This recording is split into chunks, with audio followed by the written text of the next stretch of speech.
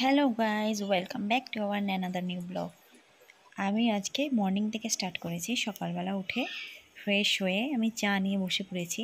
একটু বসে চা খাচ্ছি আর ভাবছি যে আজকে কি বানানো যায়। ফ্রিজে ট্যাংরা মাছ আছে, মাছের মাথা আছে, কি বানানো যায় সেটাই ভাবছি। আজকে 1 মে, আমার অফিস ছুটি, তাই আজকে রান্নাটা আমিই করব ভাবছি। তো ভাবছি যে মাছের মাথা দিয়ে ডাল যদি করা যায় কীরকম হতো। তাহলে চলুন রান্নাঘরে যাওয়া যাক, গিয়ে দেখি কি বানানো যায়। চা খাওয়া হয়ে গেছে, মাছগুলোকে ভাবছি খেতে দিয়ে যাই, কারণ মাছগুলো না হলে ওদেরকে আমি সকালবেলা খেতে দিই, না হলে এরা ছটপট করতে থাকে। দেখুন খেতে দিয়েছি, কি সুন্দর খাচ্ছে। সারাদিনে একবারই খেতে দিই। এইবার চলুন রান্নাঘরে যাওয়া যাক, গিয়ে দেখি কি রান্না করা যায়। মাছের মাথা ফ্রিজ থেকে বার করে ভালো করে ধুয়ে নিয়েছি। আমি ধুয়েই ফ্রিজে রাখি, তাও একবার ধুয়ে নিয়েছি। নুন হলুদ মাখিয়ে এখন সুন্দর করে মাছের মাথাগুলো ভেজে নেব। এখানে দুটো বড় বড় কাতলা মাছের মাথা কেটে আনা হয়েছে। মাথাগুলোকে ভেজে নিচ্ছি উল্টে পাল্টে, একটু লাল লাল করে ভালো করে ভাজছি, না হলে আষ্টে গন্ধ বেরোবে। সুন্দর করে ভেজে নিয়েছি। এবার মাথাগুলোকে নামিয়ে নেব। বাকি যতটা মাথা আছে সবকটা ভেজে নেব। কড়াইটা ছোট, তাই বেশি মাথা ভাজতে পারছি না, 3 টুকরোই মাথা দিয়েছি। দেখুন সবগুলো মাথা ভাজা হয়ে গেছে। এবার যেই তেলে মাছের মাথা ভেজেছিলাম সেই তেলেই আরও একটু সামান্য তেল দিয়ে আমি তাতে ফোড়নটা দিয়ে দেব।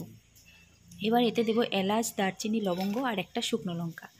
ফোড়নে দিয়ে দিলাম। তেলটা গরম হয়ে গেছে, ফোড়নটা দিয়ে দিলাম আর হাফ টিস্পুন মতন গোটা জিরে দিয়ে দিলাম। গোটা জিরে দিয়ে একটু ভাজা ভাজা হয়ে গেলে পরে এতে আমি একটা তেজপাতা দিয়ে দেবো। আজকের ওয়েদারটা খুব ভালো, সেই জন্য মাছের মাথা দিয়ে ডাল খাওয়াই যেতে পারে, তাই মাছের মাথা দিয়ে ডালটাই বানিয়ে নিলাম। দুটো তেজপাতা দিয়ে দিলাম।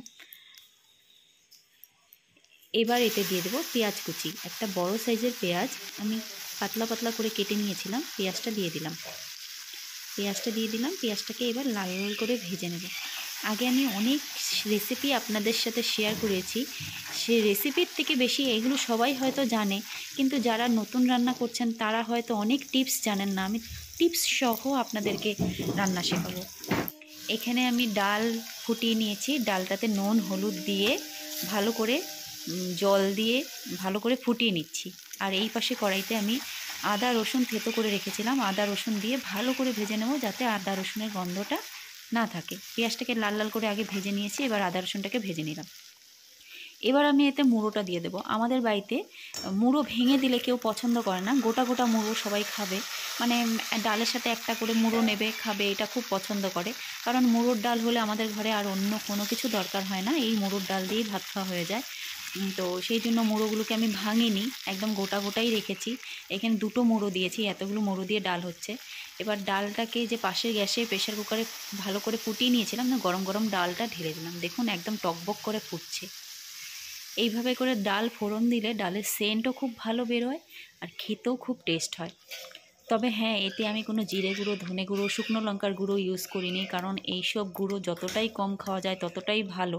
আমি পেঁয়াজ আদা রসুনের উপর ডালটা রেখেছি, আপনারা দিতে পারেন, কিন্তু আমার মনে হয় সেইগুলো দেওয়ার কোনো মানে পড়ে না। এরকম কিছু কাঁচা লঙ্কা আমি চিড়ে দিয়েছি। শুকনো লঙ্কার ঝালটা আমাদের স্বাস্থ্যের পক্ষে ভালো নয়, তাই আমি দেইনি, কাঁচা লঙ্কাই চিড়ে দিয়েছি।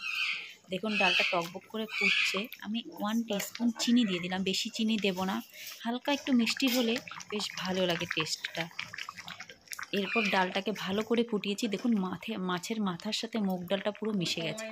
এবার এতে আমি হাফ টিস্পুন গরম মশলা দিয়ে দেবো। গরম মশলা দিয়ে একটু ফুটিয়েই আমি নামিয়ে নেব। খুব বেশি ফোটাবো না, গন্ধটা বেরিয়ে যাবে। আর এতে আমি ঘিও ইউজ করছি না, কারণ গরমকাল, এখন ঘিটা খাওয়াও ঠিক নয়।